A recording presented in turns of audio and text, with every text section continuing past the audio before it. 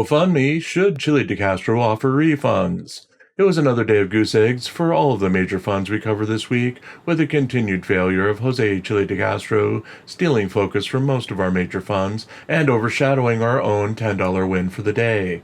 DeCastro hasn't live streamed since Thursday and has done little to nothing to promote his fundraising campaigns, even though he is in dire need of money. While he may have had a partial refund this week with the dismissal of his obstruction case in Las Vegas, it's unclear how much money he got back from his retainer of an expensive lawyer in the case, or if he'll consider refunding it to those who supported him in his crowdfunding effort. That particular GoFundMe, his legal defense fund crime scene tape illegal arrest campaign, raised $2,465 out of a $30,000 goal. It had 38 total donations and hadn't seen a donation in 8 days. Theoretically, since DeCastro no longer needs the money raised for the campaign, the money should be refunded or the campaign should be ended. DeCastro might argue that the lawyer in the case filed basic paperwork with a cost exceeding the donated $2,465. If DeCastro is getting a significant refund from the $15,000 he said he paid, there's no excuse not to refund his donors. There may have also been questions about how much he owes the attorney for Garrett Press with Ranker Van Net's defense, and if he's even going to pay the attorney. On the day of Van Net's loss, DeCastro seemed skeptical about paying the attorney and indicated that he hadn't touched the money from Ranker's GoFundMe account, claiming that all payments came out of his own pocket. The fund hasn't had a donation in 9 days and only raised $4,194 out of the $45,000 goal. Again, if DeCastro isn't using the money, why is he stockpiling it? Why not return the money to his donors if he isn't using it? DeCastro has also apparently indicated that suing judges will not lead anywhere in recent live streams. While he claimed he would win a lawsuit against the jail he was housed in and the police officer who arrested him in the conviction that was ultimately overturned, he would not win against the judge who convicted him. Then why is he still raising $100,000 to sue? His Justice for All legal battle for accountability may have only raised $4,558 out of that $100,000 goal, but that money was supposedly intended to go to suing Justice of the Peace Ann Zimmerman. If that plan is no longer in play, then why still raise the money for it? I'm a realist and realize there's no chance in hell that DeCastro will ever return the money to his fans or shut down the fundraisers.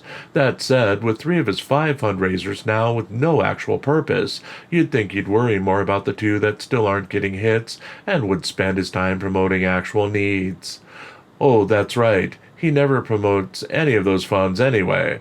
So in the immortal words of Miss Emily Latella, never mind. If you'd like to join our tiny number of followers and even tinier number of donors who force us to write this column every morning for the past God knows when, we do have a GoFundMe of our own. All proceeds go to keep the lights on, eating, and writing new stories to feature here and on ReallyCoolSite.org.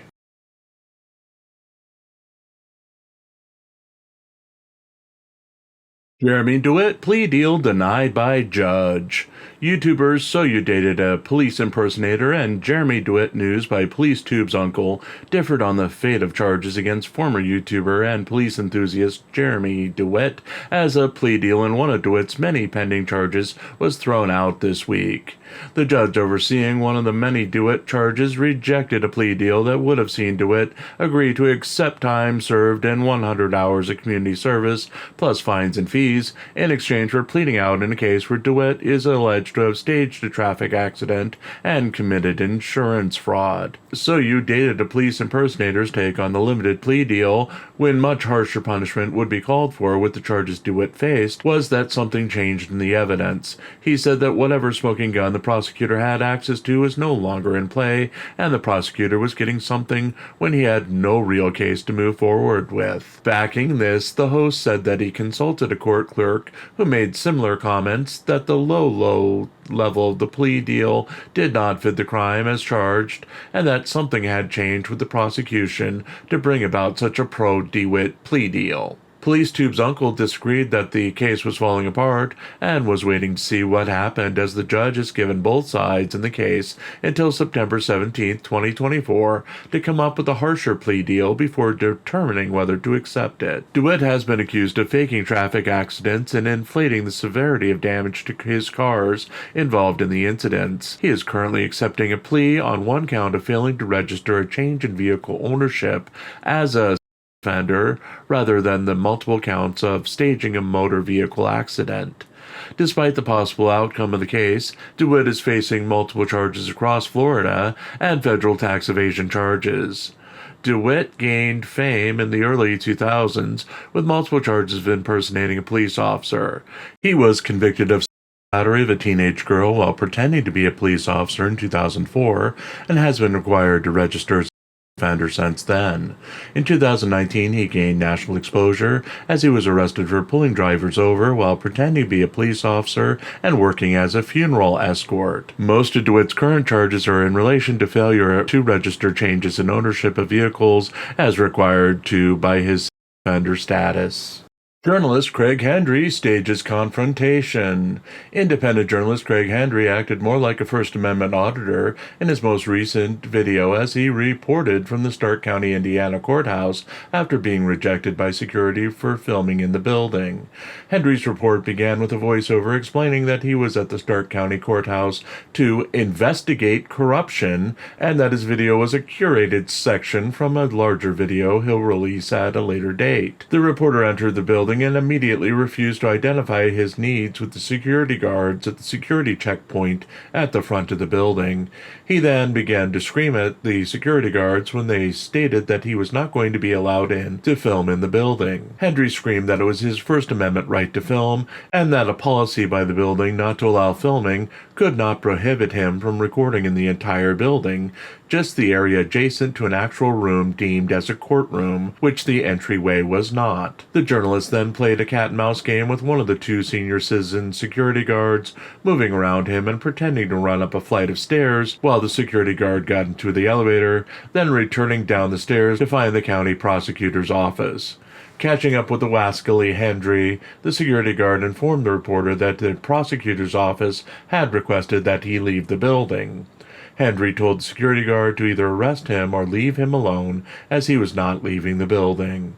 Eventually, the Stark County Sheriff's Department dispatched a deputy who left shortly after the security guard apparently kicked Hendry's camera staff while walking past him. Citizen journalist Hendry and the citizen security guard exchanged insults, calling each other communists at one point, and the hilarity continued as the guard got Hendry to leave the building, only to see Hendry quietly follow the security guard back into the building to continue his argument with the guard. Hendry has requested all of his fans brigade the Stark County, Indiana Sheriff's Office to protest his treatment at the hands of the security officers, despite neither man claiming to work for that office. It is unclear whether journalist Hendry will now be suing over the apparently staged incident.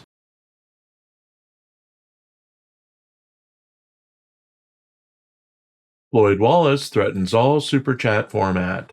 Sex tourist and conservative Floyd Wallace threatened his fans with his plan to turn off his ability to see his side chats by going into Super Chat only mode Saturday afternoon, where he would only be notified of comments when his viewers paid for his attention. Wallace was in the middle of another fundraiser for his replacement passport, with just $267 left out of the $272 goal when he began to announce future plans for his foreign-only channel, including his strange idea to shut out trolls by making all comments pay to play. While he simply wouldn't disable chat, he said he was working on turning off notifications of what was said in chat to monetize interaction with himself and his fans or his trolls in order to only see comments that came with a donation. Wallace has previously put in place a policy where he would only answer questions that came in super chats. That policy offered no reduction in trolls to his channel, as the trolls pay him the most minimal of super chats, then ask him even more outrageous questions that he says he must answer, as it's his policy to answer all super chatted questions. More often than not, the super chats he currently receives contain highly racist or highly offensive content that Wallace reads anyway, as he's been paid to do so. In other news, Wallace was alarmed by Friday's plane crash in Brazil, which resulted in the death of 61 people. Wallace said that he was thinking about buying a parachute to use if he was in a plane crash and advocated for all airlines to install parachutes on every seat. He dropped the idea after one of his viewers explained that planes fly so high that more often than not, parachutes would not work. He then responded negatively to a super chat that asked him if he would help other passengers off of a plane that had crashed had he been sitting next to an emergency exit.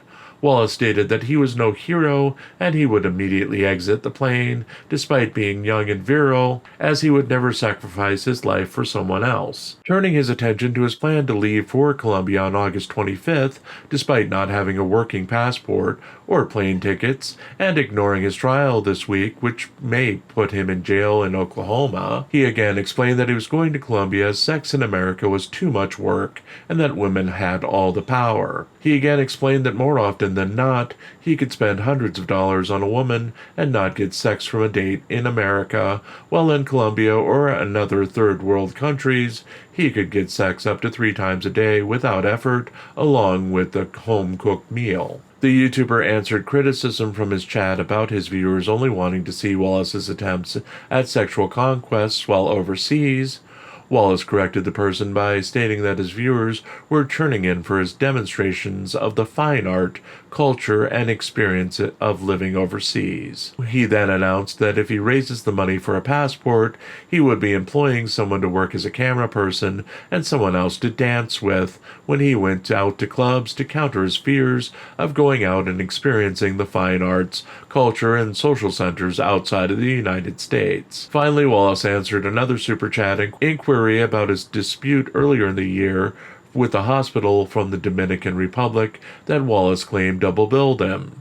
He said that PayPal turned down his claim against the hospital and refused to refund his money. Wallace's ongoing quest for the $267 he needs for a new passport is expected to continue later today.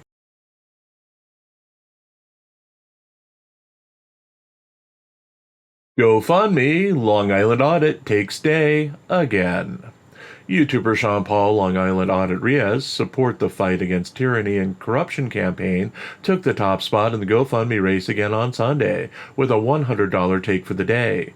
The campaign's only competition came from our own ongoing expenses fund, which took in $25 from an anonymous donor and reignited our streak of anonymous faces who wish to keep us writing this column every day. LIA recently appeared on a Frauditor Troll livestream and denied allegations that he was making millions of dollars off of YouTube and his crowdfunding campaigns. He expressed his concern about the allegations and expressed that he was a simple YouTube creator who made money, but barely enough to support himself and his family off of his endeavors. YouTuber Mark Stout, who was also on the panel, told the audience that Riaz was a trust fund baby and questioned why anyone would support Riaz financially, as his family was supporting him and he was making a large amount of money from his YouTube endeavors. Riaz reportedly recently bought a $160,000 billboard truck to support his anti-police campaign without the need for donations from his fans, only opening a crowdfunding campaign for $25,000 after he had purchased the vehicle. The 6 known crowdfunding campaigns belonging to Riaz have brought in a combined $105,000 in donations from supporters since their inception, essentially pulling in double of the money raised by Jose Chile de Castro in the same time period, with a similar amount of GoFundMe campaigns. While Riaz's campaigns have been in decline recently, with sporadic donations observed, he also has a partnership with Attorney Shield and has a strong following on the Cameo video messaging service. Denying the accusations of great wealth may be strategic, as crowdsourcing is still considered taxable income. Anyone drawing in over $100,000 in donations over the past year may bring a renewed interest from the IRS, who will want a full accounting of taxes paid on that money. On that note, if you'd like to join our tiny collection of hate watchers who have raised less than 2% of Riaz's total GoFundMe take in an effort to keep me writing this column every morning, we do have a GoFundMe of our own. All proceeds go to keeping the lights on, eating, and writing new stories to feature here and on ReallyCoolSite.org.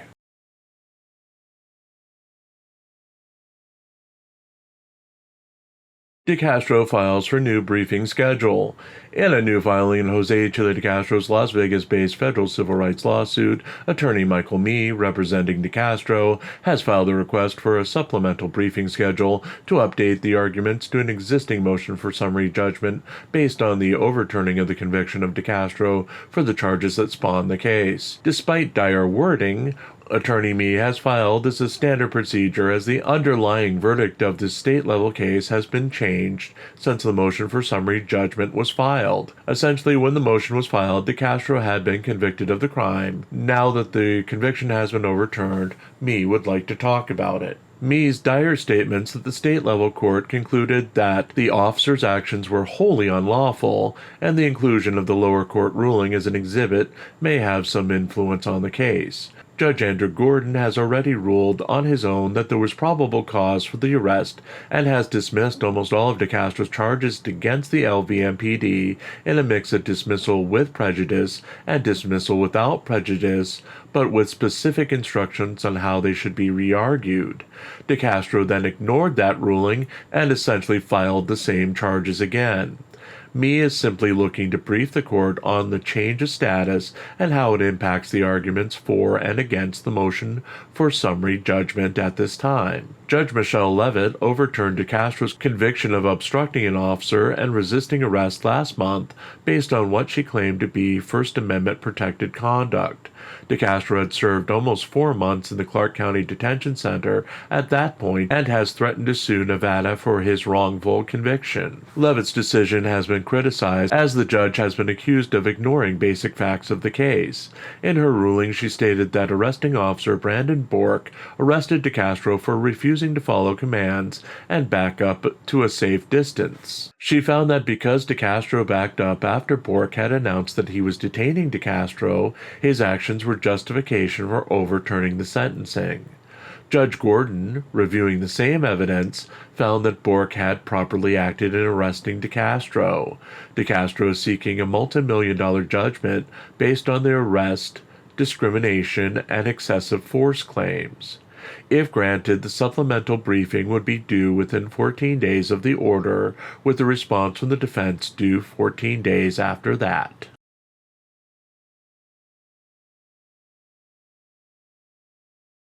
Grant Smith Ellis equates Peter to Turtle Boy. Reporter Grant Smith Ellis took to Twitter over the weekend with a series of attacks on Mass Hole Troll Mafia leader Kate Peter, equating her actions in helping organize the movement in support of the family of John O'Keefe, the victim in the Karen Reed murder trial, with that of Aidan Turtle Boy Kearney, the former leader of the Free Karen Reed movement. His latest Twitter message read, "Here is a special Towel-sponsored Karen Reed trial public service announcement. It is possible to support justice for John O'Keefe without covering up or enabling the behavior of Kate Peter, just like it is permissible to support accused killer Karen Reed, sans liking Turtle Boy. Anyone who tells you otherwise is a lethargic devil or worried that by holding Kate or TB accountable, support for their team will go down. Hashtag Monday Morning Towel Thoughts." The reporter had spent the weekend attacking Peter for her involvement in raising money for lunch on July 2, 2024, at a hearing in the Karen Reed murder case. She gave out her Venmo QR code for donations, then asked for donations to stop once the amount needed to cover lunch was raised. Smith Ellis tweeted, "Okay, let's talk details. Kate Peter, aka Mattia Masshole, is confirmed private investigator with ties to a number of players in the Karen Reed trial. I believe the plan was to get Turtle Boy charged as a way to force him to flip on Karen Reed. However, that became untenable because LG wouldn't drop certain charges as Kate demanded, thus making that plea deal untenable. Let's talk truth, Kate. It's time folks realize that all sides know what you're doing, and people are talking, as much as that drives you up the wall due to lack of control." Ellis had previously been criticized by both Peter and Kearney for crowdsourcing to cover his lunches when he was reporting on scene at the Karen Reed murder trial. He also accused Peter of conspiring with former Kearney girlfriend, Lindsay Gaetini, to force Kearney to flip on Reed by having him charged with crimes against Gaetini. In continued tweets about the subject, conflict, Ellis accused Peter of damaging the movement through these allegations and by supporting the family of O'Keefe through her crowdsourcing effort to cover lunch. He revealed the message from Peter asking for donations to stop as his smoking gun that she was destroying the movement. He tweeted, "Sorry folks, the cat is out of the bag now. What comes out from here is out of my control. I tried to warn some of you. I pleaded. You ignored me. The damage Kate Peter has done is going to come to define this case, and that is heartbreaking." Peter and Ellis had once been friends, with Ellis eventually falling out with Peter over their friendship with Lindsay Gaiatini. Ellis, from reports, had an ongoing friendship with Gaiatini, which ended when Peter and Gaiatini became close friends. Ellis has also essentially been barred from covering the ongoing Karen Reed murder trial, and he was allegedly targeted by Aidan Turtleboy Kearney and cohort Jessica Machado in an incident in which Machado had a physical altercation with Ellis that saw her be granted a protection order against Ellis that prevents him from being 100 yards from her. The reporter had been in daily conflict with Kearney over standing in line for the limited seats for press each day at the Karen Reed murder trial. The protection order, when Machado then had a daily presence at the court, eliminated Ellis from providing daily live coverage of the trial and ended his ongoing conflict with Kearney. While Kearney no longer leads the Free Karen Reed movement, Peter is a rising star of the counter-protesters who gathered to support the family of victim John O'Keefe.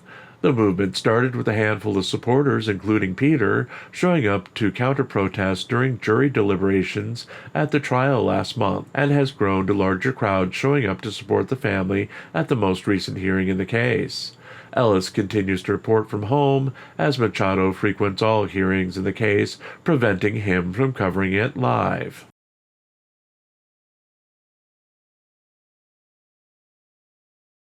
WNN's Jones hits Irish Demon with privacy strikes. YouTuber Irish Demon confirmed on a Sunday livestream that his main channel had received a multitude of privacy strikes by Daniel Jones of the Welsh News Network based on an incident where Demon visited Jones's house on air in May. The privacy strikes concerned airing of Jones's private life and private information. Demon received warnings that have yet to be resolved and may end up having to edit some of his past streams or take them down to remove the information. He is not expected to lose his channel, though it is a long-term possibility should Jones persist in filing claims against the channel. Demon responded to the strikes by announcing that he would be returning to Wales and apparently confronting Jones at an unannounced time in the future. He said that he wouldn't know which day it was until the day of the event and asked his fans in Wales to stand by should they want to have a gathering on that day. In the broadcast, Demon implied that he had someone who was interested in the charity drives Jones had run in the past and the money taken in for allegedly fraudulent activity. He implied that Jones had previously dodged doing 17 months in prison for similar activity and may face that outcome again. The YouTuber also suggested reviving the charity boxing match that Jones had previously challenged him to take part in, where Jones would put up £10,000 for a charity donation. He later backtracked, saying he didn't want to beat up an old man. Jones and Demon have been at odds for most of the year, which culminated in a series of live streams in May, including one outside of Jones's house in Wales, where Demon exposed claims Jones had made about his personal life and his lifestyle as untruths. The entire cast of the Welsh News Network entered their association with Jones at that time. Former WNN panel members Shuggy, Pope Phil II, and Jim Finch have appeared on Demon's show in support of his efforts to expose apparent untruths promoted by Jones. After having gone quiet for most of the past few months, Jones recently returned to YouTube by putting out a series of motivational videos, along with videos covering the First World War, and resumed airing of out-of-copyright movies on his Welsh News Network channel. Jones nor Demon are directly associated with Really Cool News, Auditing Insanity, or any of the shows produced on the Really Cool Site YouTube channel.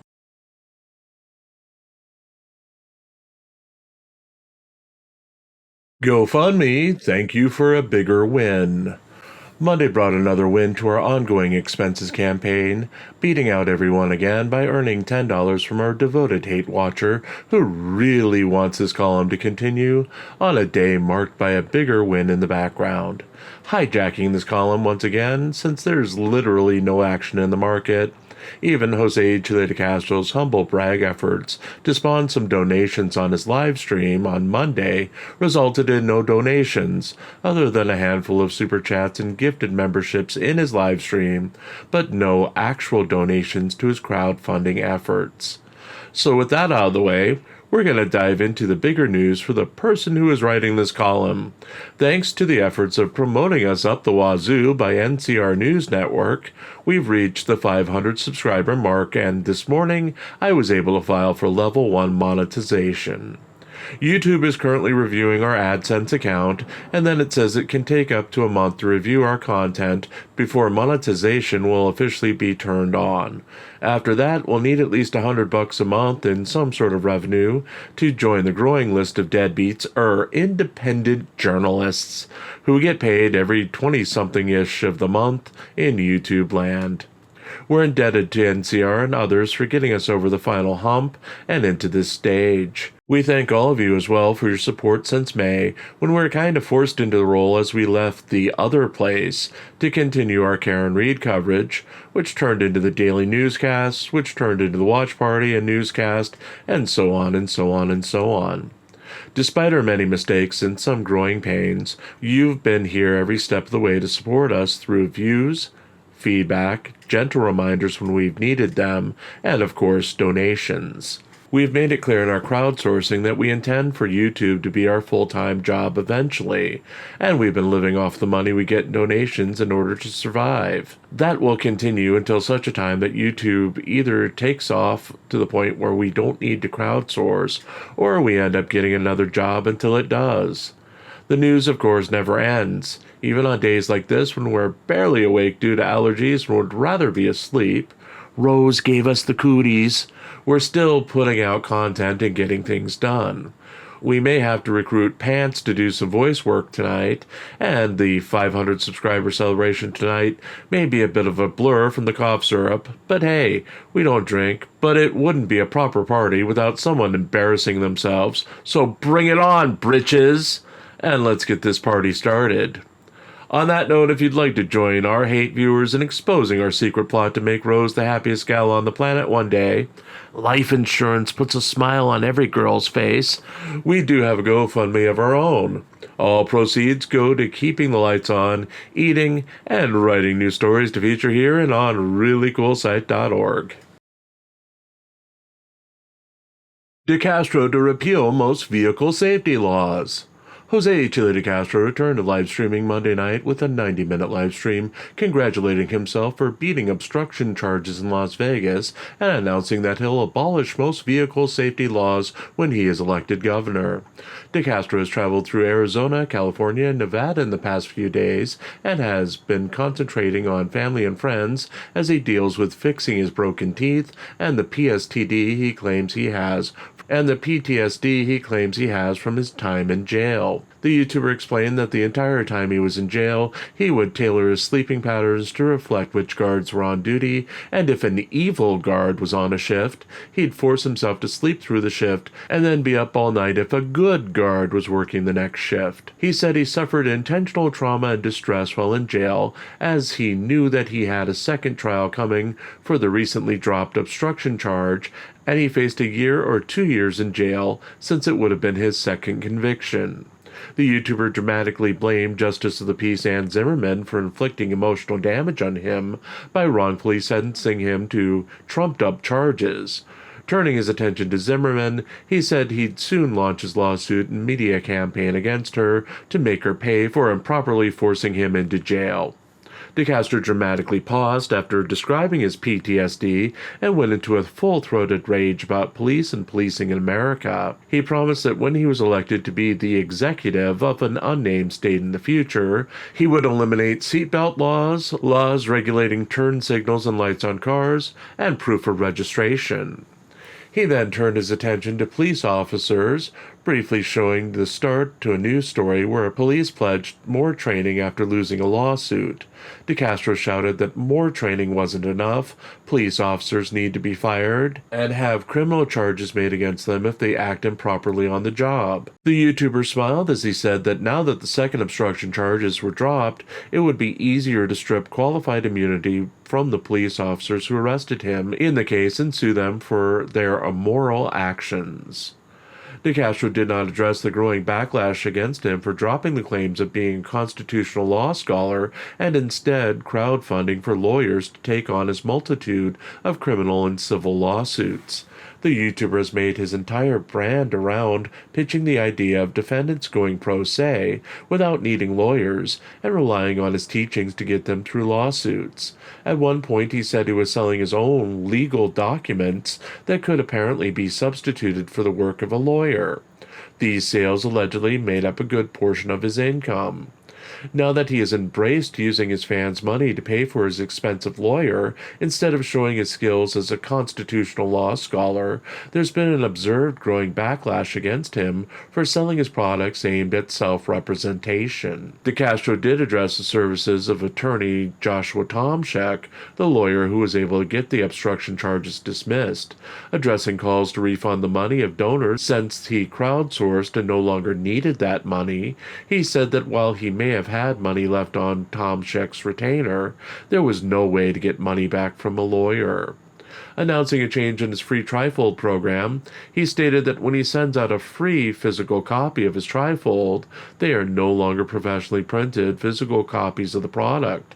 Instead, he substitutes a photocopy of the trifold in black and white, which contains the same information, just in destructible form. He ended up repeating his announcements that the Team DLZ website would soon be launched, and while not defining the purpose of the website, he did mention that he would be uploading exclusive videos to the site for his fans to track his travels across America.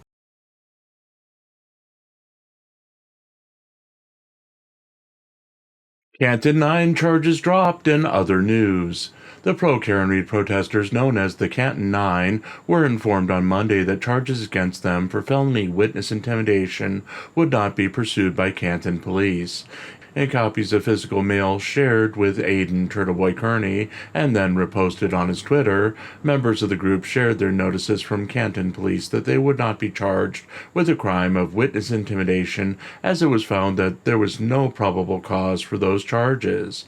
According to published reports, no arrests were made when the protesters were confronted by police as they protested across the street from D&E Pizza, owned by Christopher Albert, brother of Brian Albert, and father to Colin Albert, who the group has accused of being the real murderer of Boston police officer John O'Keefe. Members of the group received summons to appear in court for potential felony witness intimidation charges weeks after the incident. Turtleboy Kearney reacted to the news with the following tweet. Congrats to the Canton 9, who will not be charged with felony witness intimidation for peacefully protesting across the street from Chris Albert's mediocre pizza shop last November. They had their clerk's hearings in January, and although there was clearly no probable cause to charge them, they waited 7 months in order to keep them in limbo and scare them out of exercising their First Amendment rights by peacefully protesting again. Karen Read's trial for the murder of John O'Keefe recently resulted in a hung jury.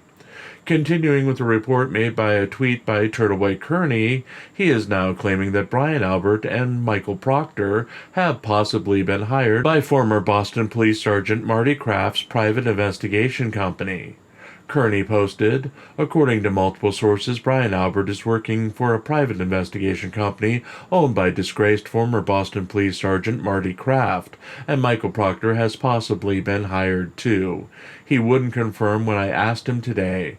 Marty has very strong feelings about Karen Read that he expressed on Facebook. Reporter Grant Smith Ellis blamed the leak of the news about Brian Albert's new employment on Masshole Troll Mafia leader Kate Peter, tweeting, Per sources, Kate Peter, aka Mafia Masshole, leaked the following information about Brian Albert to a former federal agent close to Peter's prior colleague, Aidan Turtleboy Kearney. This was done apparently to distract from scandals engulfing Peter over the weekend. In more Reed gossip, reporter Ellis is now claiming that accused murderer Karen Reed is now dating a real estate agent named Rich Rossi. Ellis tweeted, Rich Rossi, a real estate agent who is reported to be currently dating accused murderer Karen Reed, abandoned his family of 3 years in July of 2024 in order to start a relationship with John O'Keefe's accused killer, according to sources indirectly familiar with ongoing developments. The connection started after someone named Renee Rose, who knew that Rich was married, got Rossi into court and asked Rossi to be Karen's free bodyguard. Reed herself cheated on John in the weeks before his murder with a federal agent and in John's house, which in turn caused a breakdown in their relationship, leading to a drunken fight that at least 9 jurors found during Reed's first trial culminated in Reed hitting O'Keefe with her car while drunk driving and then leaving John to die in the snow. Karen Reed was previously romantically attached to her defense attorney, Alan Jackson, after compromising photos of the pair in an intimate embrace were shared with TMZ.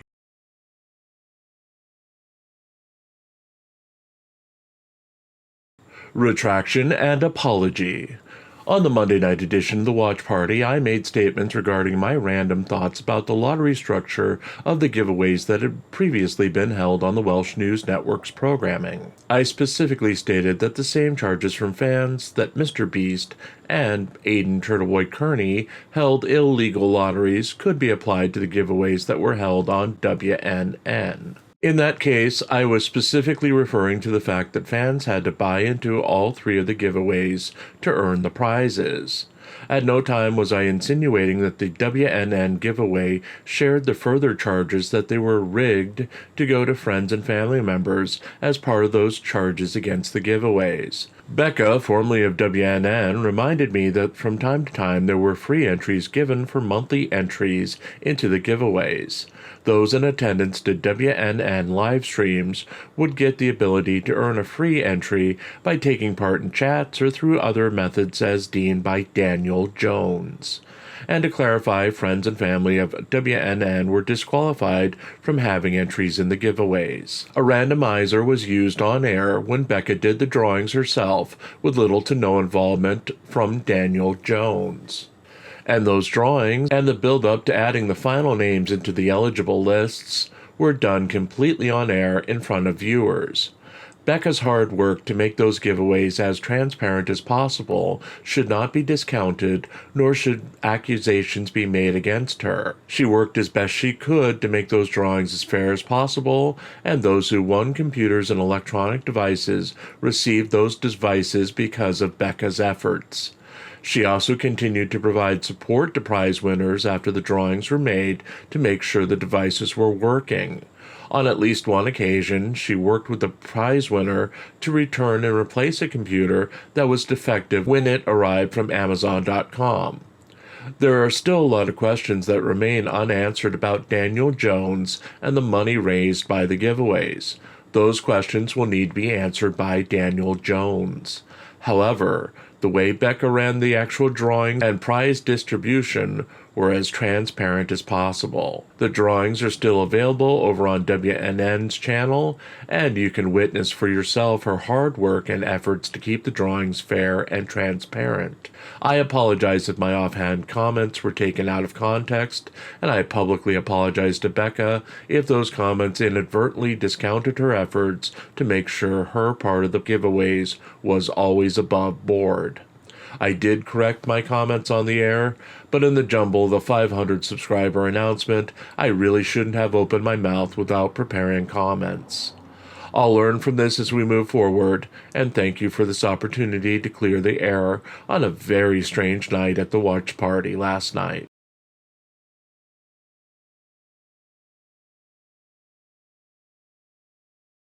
GoFundMe to Castro leads auditors at mid-month. Jose Chile de Castro has taken the lead out of all the auditors we cover for August as we approach mid-month, as he has raised $150 for a fund that no longer needs to be funded. De Castro's legal defense fund, Crime Scene Tape Illegal Arrest Fund, was to help him defend against his second batch of obstruction charges in Las Vegas from a February 2024 arrest and had been mostly inactive until a big donation earlier in the month. The case itself was dropped last week as the district attorney declined to prosecute, with De Castro indicating that he may file a civil suit to seek monetary damages from the arresting officers, as he felt that he could have their qualified immunity stripped in the case. Sean Paul, Long Island Audit's RIA's Support the Fight Against Tyranny and Corruption campaign, came in second for the auditing category with a $110 take for the mid-month after showing some random activity. The fund appears to be LIA's go-to fund for promotion, as it randomly receives donations when nothing else is going on. It has helped him win the day on multiple occasions over the past 2 months, with again seemingly random donations on days when he hasn't otherwise put out a video of note. Rounding out the pack is Craig Hendry's To Support Craig's Work campaign, with a single random $100 donation bringing him into third place for the month. Unlike the other two campaigns above him, Hendry does seem to need the cash to fund his ongoing attacks on the legal system.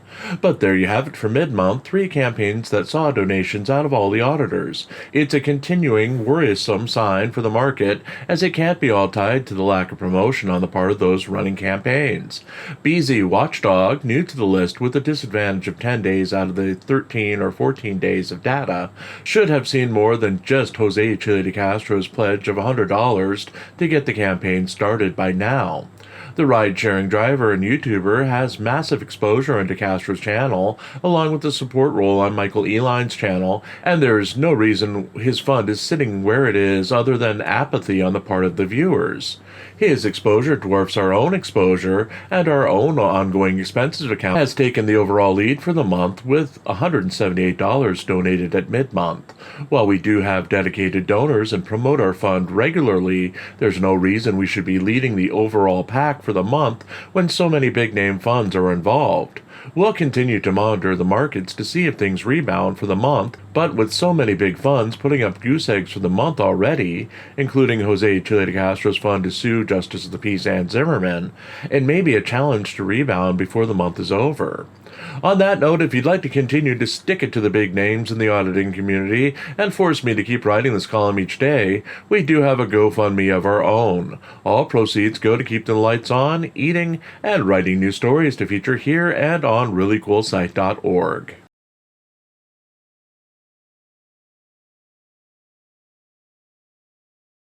Wallace fundraising continues to struggle. YouTuber Floyd Wallace carried out his previous threat and turned off super chats on his live stream on Tuesday, claiming that they would be off as YouTube was in the process of re-verifying his AdSense connection, and he did not want to lose money to the corporate giant during the time it was off. Wallace claimed that it may take months for his channel to be re-verified by YouTube and directed his viewers to donate to his Cash App, Venmo, and PayPal accounts as an alternative to super chats. He offered a buy one get one free deal for those who wanted to pose questions to him, and directed his viewers that they would be able to ask him 2 questions for every $2 donation. He then ordered Jackie, his only real moderator, to purge all trolls from chat as they presented themselves. Wallace was again fundraising for his new passport. He said that he had an appointment at the United States Embassy on August 22nd to get his new passport on an emergency basis, as he planned to leave the country on August 25th. He was seeking $150 in donations to his passport fund. The YouTuber then went into a long comparison of Colombia and Brazil during the live stream. According to Wallace, Brazil was favorable for his belief that the women would have sex with the man immediately upon meeting him and for the better tasting food. Colombia won for cost of living, cheap apartments, and more relaxed atmosphere. He went on to warn travelers that men were more susceptible to being drugged and robbed while in Colombia, warning that iPhone users were targeted as iPhones were a huge status symbol in the country, and thieves went out of their way to target men carrying the brand of phones. Wallace ended the stream at a little over an hour, bemoaning the fact that he had only raised $5 from his crowdsourcing attempt.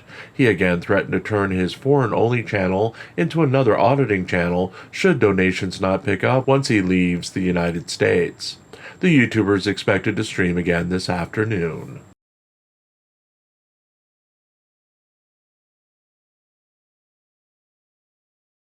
Gaetini accuses Turtle Boy of SA. Lindsay Gaetini, who accused Aiden Turtleboy Kearney of assaulting her last year, which resulted in Kearney's bond being revoked and the blogger spending the holidays in jail, released a new statement on Twitter on Tuesday. Let me make something very clear. Aiden Kearney is very much pissed. He has been using a third party to criminally harass me for months since he was sent to jail by having this person use a fake Twitter account to come after my children and I. He believes that by having the person attack me on a fake account, that is somehow absolves him from any consequences. This account has been writing several articles about me, filled with complete lies and using documents in a way that I will best describe as not what they appear to be, and by manipulating the statements of others. I will not be explaining any further at this time because I am now going through the proper legal channels to handle the matter.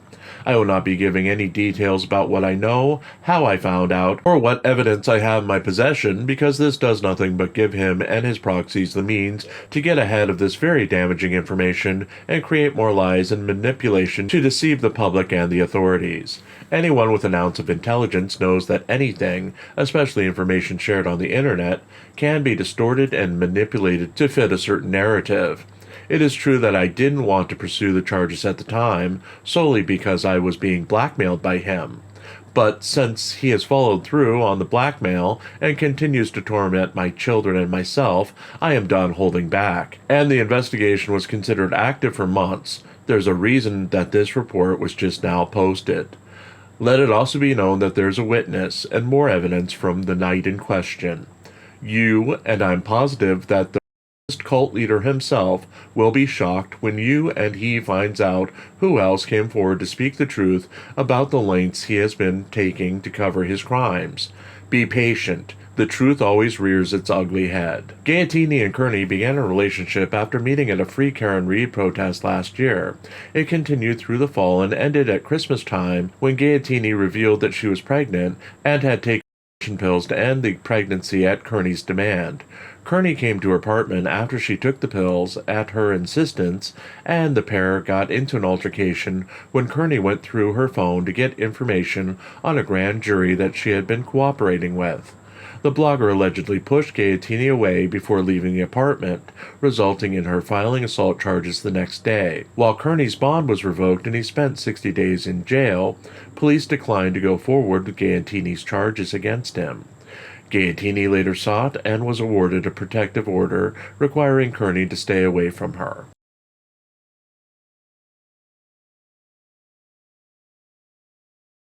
De Castro trolls police with Southern accent. A crack-toothed Jose Chile De Castro used his version of a Southern accent on Tuesday as he prank-called an Arkansas police department after watching a video of a recently fired police officer assaulting a suspect. The video in question featured former Jonesboro, Arkansas police officer Joseph Harris, who was fired after attacking a prisoner he was transporting from a hospital back to the jail when the prisoner wrapped his seatbelt around his own neck in a suicide attempt. Wallace saw the prisoner's attempt, stopped his vehicle, and punched and elbowed the prisoner while attempting to stop the man's attempt to harm himself. Once the man was released from the seatbelt, he slammed the door on the man's head, rendering him unconscious. De Castro put on his fake Southern accent as he spoke to a sergeant at the Jonesboro Police Department, claiming to be a police supporter and demanding the arrest of the former police officer for assault. The YouTuber played dumb as the sergeant explained that the officer did not commit assault, he instead committed battery under Arkansas law. De Castro argued that assault was indeed the charge and lied that his own non-existent wife called the police and had him arrested for beating up his brother-in-law after showing police the video of the incident. Explaining that was not possible under Arkansas law, the sergeant explained that an arrest can't be made by the video alone. It must be backed with an arrest warrant. De Castro then demanded that the sergeant arrest the former officer for the assault, which again the sergeant explained he could not arrest someone for battery based on video evidence alone. De Castro eventually gave up on the call, proclaiming victory to his 220 live viewers. In other De Castro news, Judge Andrew Gordon granted De Castro's request for a briefing schedule for Michael Mee to file an updated response to the pending motion for summary judgment on Tuesday on his behalf in his civil case against the Las Vegas Metro Police Department. Me now has until August 23, 2024 to file his updated response to the motion, with the defense having until August 30th, 2024 to file their response.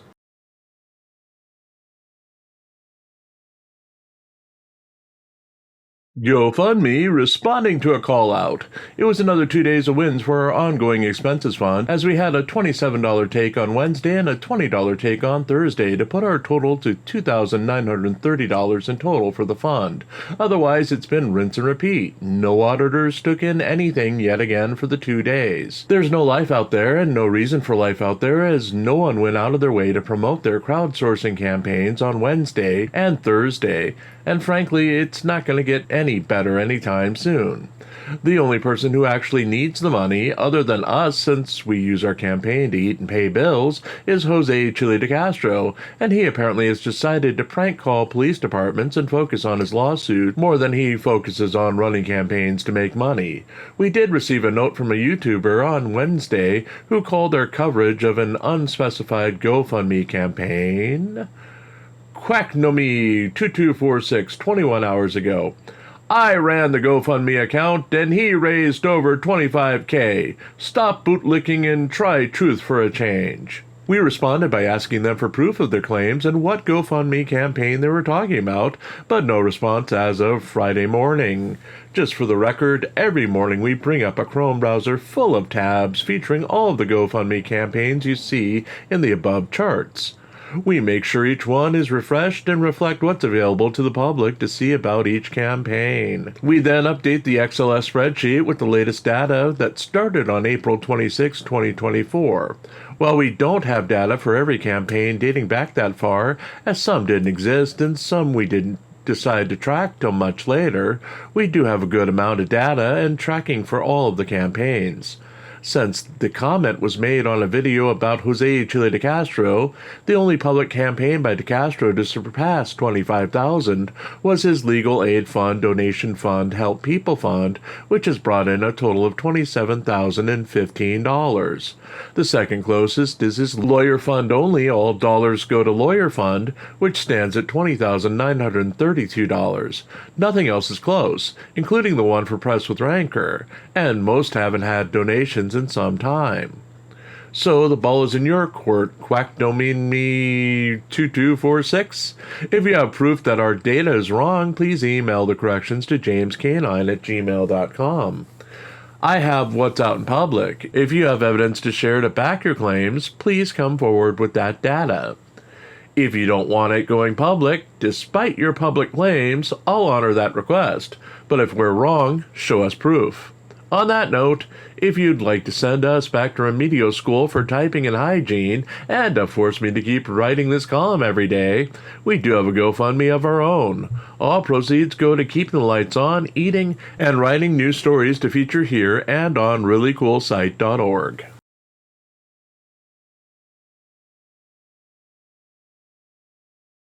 Can de Castro win the governorship? The recent whirlwind of opinions by Jose Chile de Castro has left many heads spinning, as he's gone from declaring that he had to tone down his attacks on police to be more electable, and less than a week later he changed his mind, making screaming attacks and voicemails to police across the nation. De Castro apparently came out of jail with the sense that it was a force to unite America. In his first few live streams, he avoided calling police derogatory names and directly insulting them, and, in a famous address 9 days ago, told his fans that he needed to work with the police instead of against them in changing the system. Almost immediately after he made those statements, he faced backlash from his fans who said he went too far. They didn't like his pro-police comments and seemed to reject any idea of helping police or working with the police at all. It was about the same time as all of his fellow independent journalists rejected his idea of his union of journalists and put on a mass gathering without him, firmly rejecting any idea that he could lead them, as even at a structured event of the world's greatest independent journalists, it resulted in chaos. But one thing was clear: they had no respect for de Castro, and it would be impossible to force them into a union under his command, let alone one where they would pay him dues in order to take orders from him. DeCastro took several days off in the face of both disasters and returned to form, attacking, baiting, and lying about police to support his relentless sales pitch for his 5A cop card and indestructible trifold products. In his latest 4-hour diatribe against police, DeCastro, dropping the offensive Southern accent he experimented with earlier in the week, he called 3 different police forces, left vulgar and demeaning messages, and demanded change from one poor police lieutenant who seemed surprised that DeCastro didn't know that change had to come from the legislature, not the force themselves. He also openly stated that he sat up at night wondering when it was his time to be governor, what he could do to speed up the process, and who he would fire and subject to criminal charges once he wins the governorship and brings about change nationwide. Once he picks a state, makes a platform, forms a campaign, gets enough signatures to be on the ballot where required, etc., which all should be part of step 1 and not some sort of secret he needs to hide from his enemies. Instead of progressing, Thursday night's broadcast was more of the same. Empty promises meant to move sales for trifolds and 5A cop cards dominated the night. Screaming at police officers or answering machines was sure entertaining, but did it really move the needle? DeCastro has 614,000 subscribers. Less than 50 are attracted to his lives, and the current live stream is sitting at a little over 6,000 views hours after his broadcast. His fellow independent journalists, many with much smaller fan bases, double or even triple his viewership organically each broadcast, and even protege Michael Eline often does 10 times his viewership to just a handful of live viewers. So, is anything he's doing working? The low numbers for such a huge subscriber base say that the answer to the question is no. Add the fact that his viewers aren't situated in one region, one state even, and the number of true believers who he could count on to propel his campaign to victory is minuscule, unless it's just a ruse to sell trifolds and 5A cop cards. He can get by forever saying what would be if only, but as he rapidly ages, his health declines and his ability to attract young voters fades. If he's ever going to be governor, he needs to start the campaign now. Forget the trifolds, forget the cop cards, forget the nightly ego masturbation sessions. Pick a state, put a platform together, get on the ballot and do something. While we think he has no chance in hell of winning, he'd at least stop staring at the ceiling or crying into his pillow, wondering what would happen if only he took the first step to the governorship.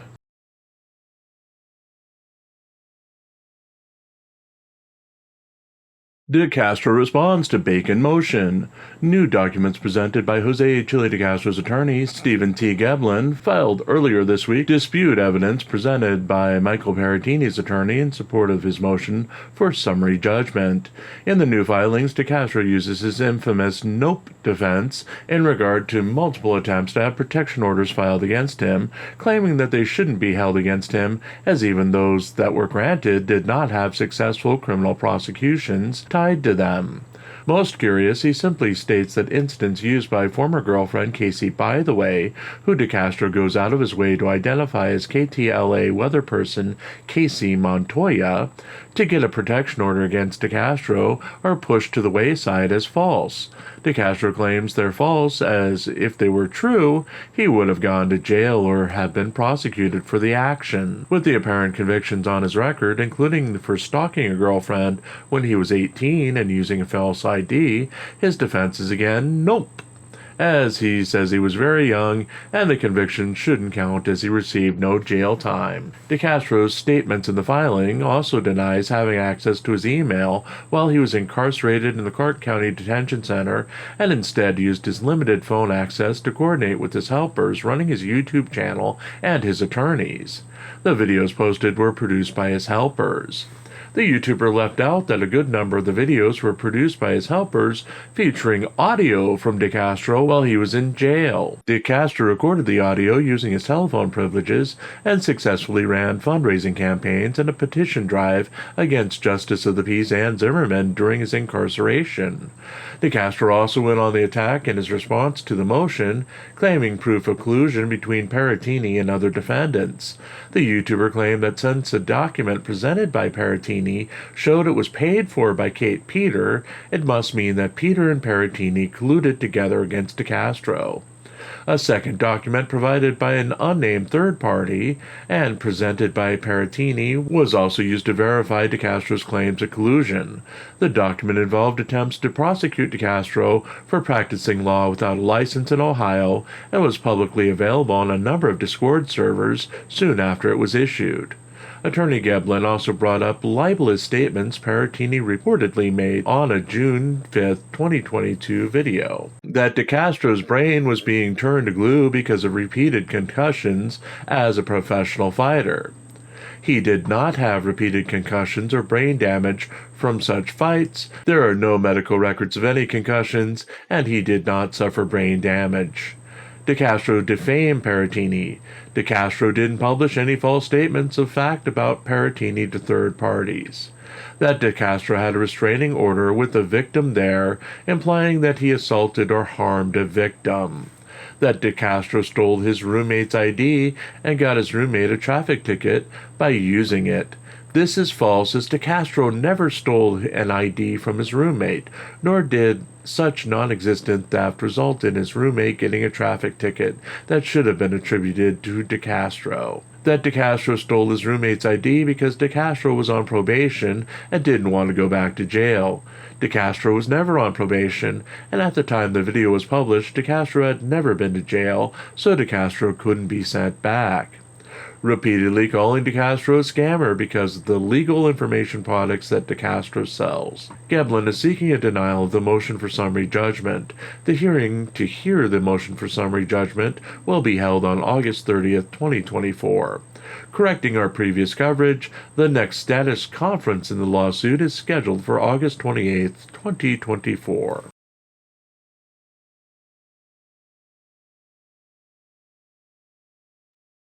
From the Superior Court of the State of California, County of Los Angeles, Santa Monica Courthouse.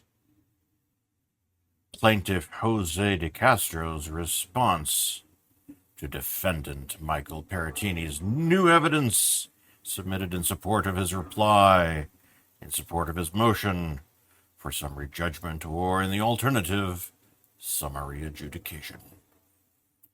Department O. Part 1. Introduction. In addition to the currently submitted declaration and objections, Plaintiff Jose Chili de Castro submits this further response to the new evidence presented by defendant Michael Paratini in support of his reply, in support of his motion for summary judgment. In short, the new evidence is largely inadmissible and irrelevant, and continues to fail to establish that Paratini did not defame de Castro and did not coordinate with co-defendants in the other harassing, wrongful acts directed at plaintiff. Part 2. Summary of the new evidence. Paratini's new evidence presented via the July 30, 2024 declarations of Paratini, his counsel Katranek, and the request for judicial notice is comprised of 1. Irrelevant civil and criminal court records, including records post-dating the defamatory video publications by Paratini and appearing to reference a different Jose de Castro with a birth date in 1964. 2. Improper opinion by counsel Katranek concerning plaintiff's incarceration during the first months that the motion for summary judgment was filed and served. 3.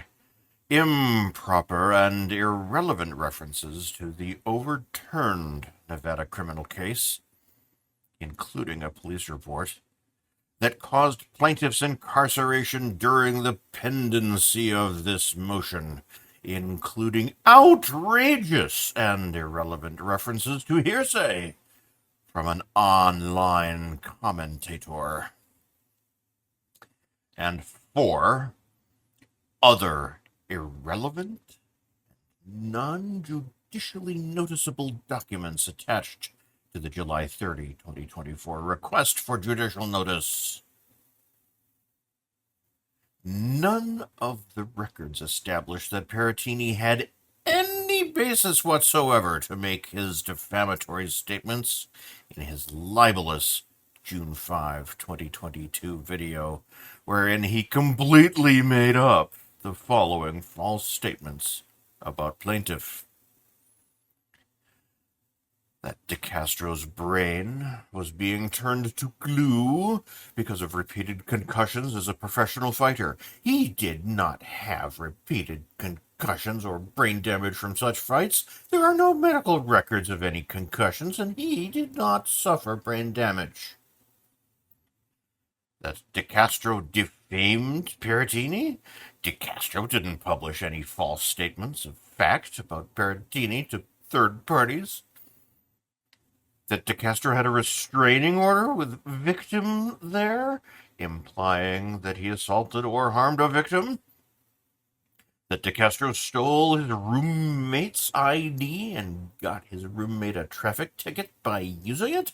This is false, as DeCastro never stole an ID from his roommate, nor did such non-existent theft result in his roommate getting a traffic ticket that should have been attributed to DeCastro. That DeCastro stole his roommate's ID because DeCastro was on probation and didn't want to go back to jail. DeCastro was never on probation. And at the time the video was published, DeCastro had never been to jail, so DeCastro couldn't be sent back. Repeatedly calling DeCastro a scammer because of the legal information products that DeCastro sells.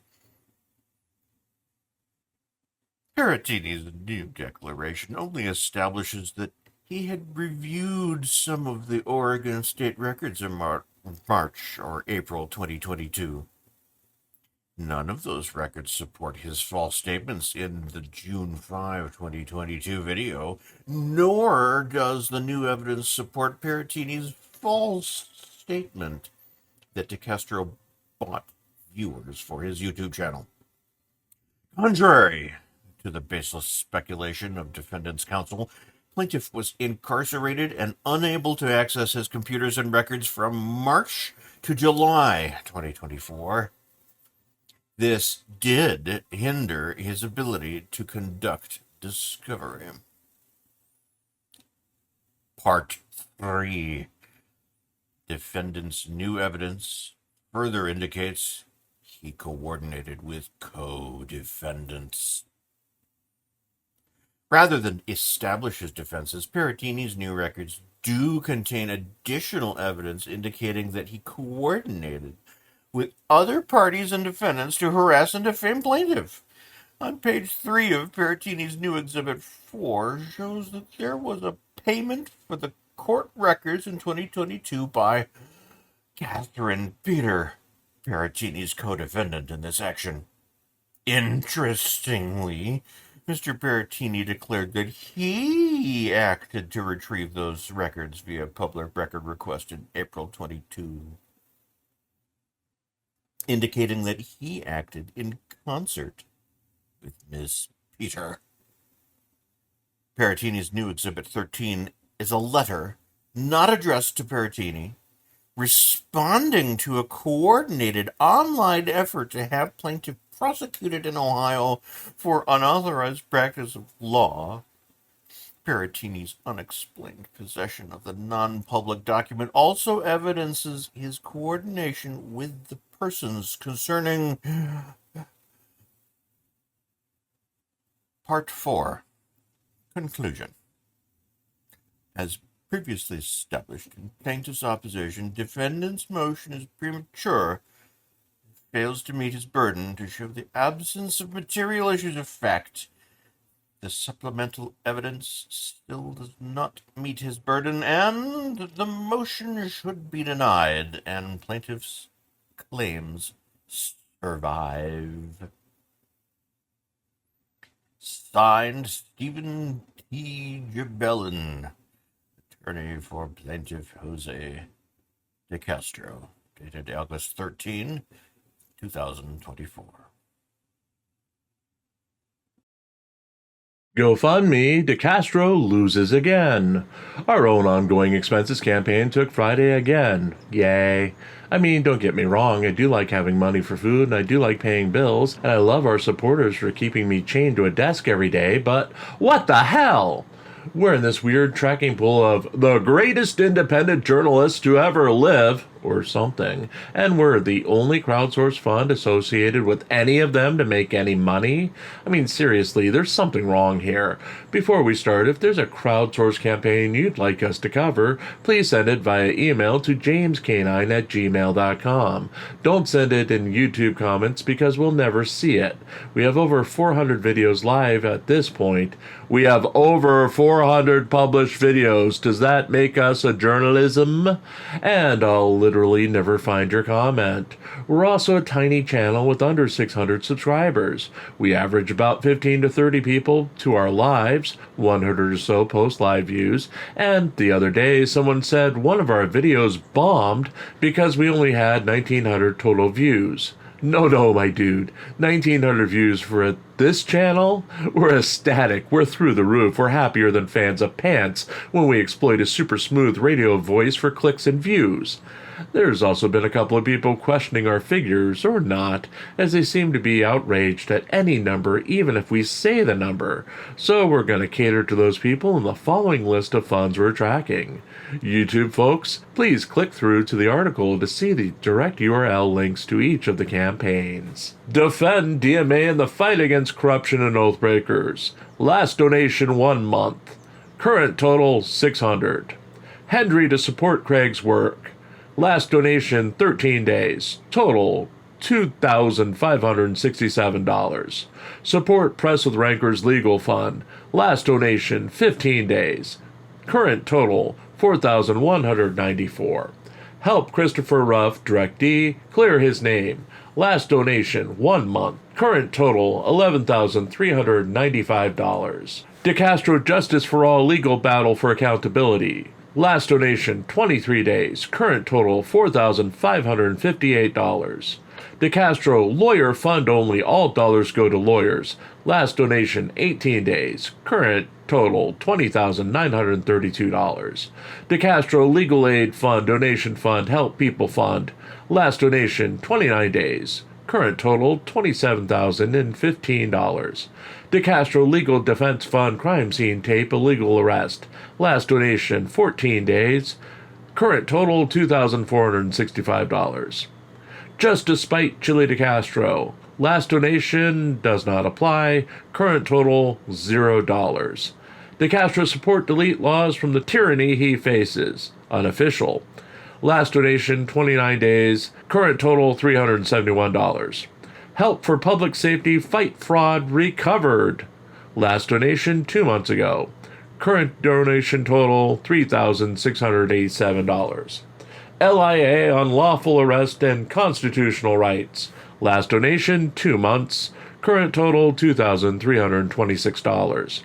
LIA support the fight against tyranny and corruption. Last donation 6 days.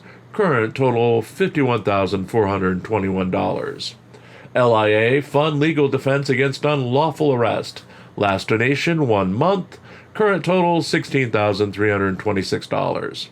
LIA help with criminal defense attorney for this case. Last donation 7 months. Current total $21,650. LIA help LIA legal fees to fight tyrants lawsuit. Last donation 4 months. Current total $1,891. LIA help billboard truck purchase to expose tyranny. Last donation 18 days. Current total $11,641. Blue Bacon covered defense costs against a frivolous lawsuit. Last donation 3 months. Current total $19,580. Help BZ Watchdog hold police accountable. Last donation 13 days.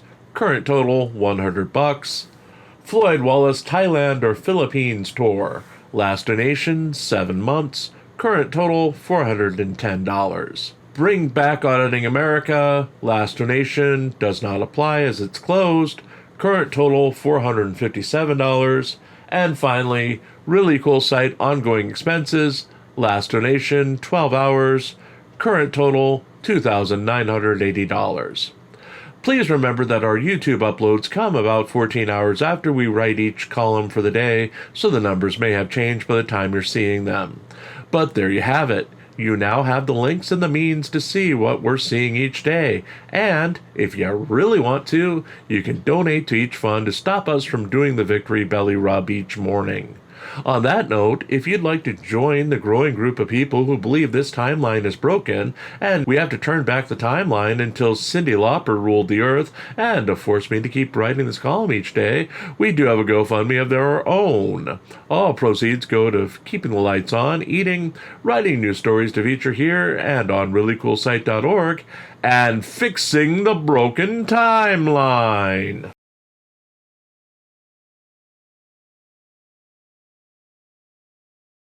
All-out drama in Massachusetts. Turtle Aiden Kearney called out Steve Coate as his main suspect in the lynching of a turtle outside of his parents' house in July, replacing his former top suspect of Kate Peter in the act of animal cruelty.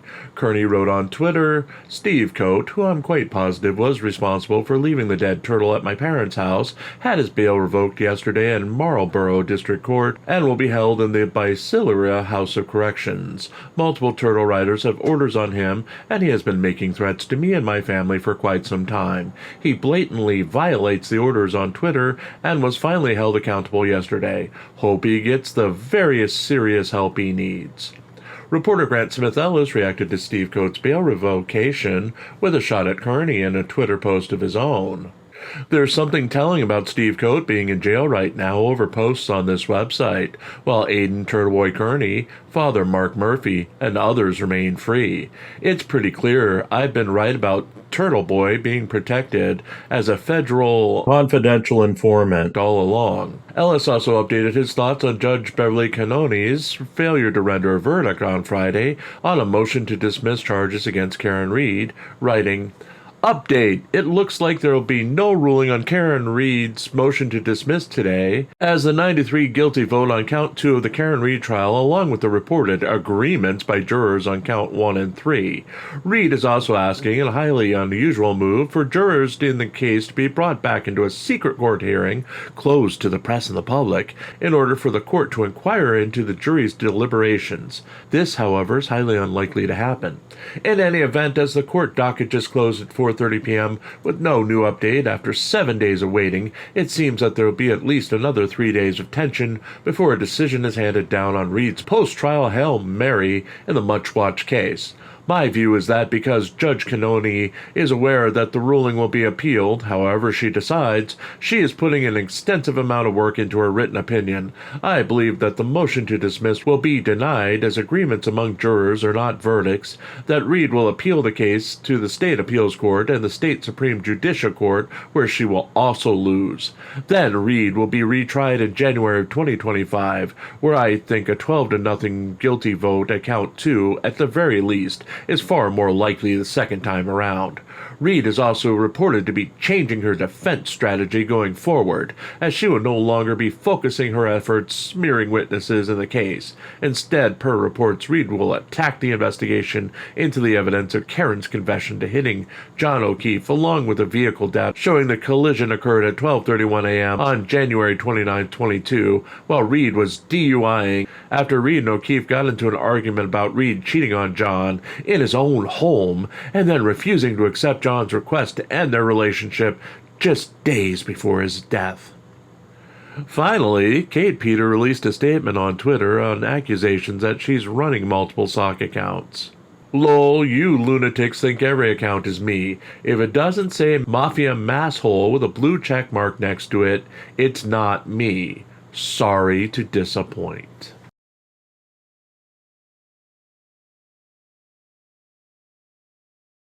De Castro bores in nearly 4-hour rant.